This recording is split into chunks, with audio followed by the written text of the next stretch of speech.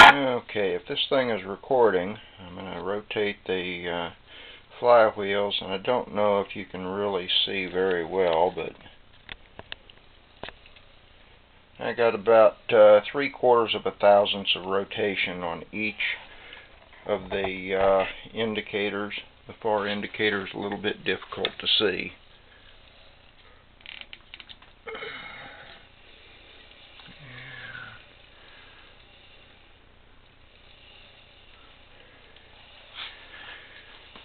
And so the question is this good enough? I'm running pinion shaft is 1/2 thousandths and main shaft is 1/1000.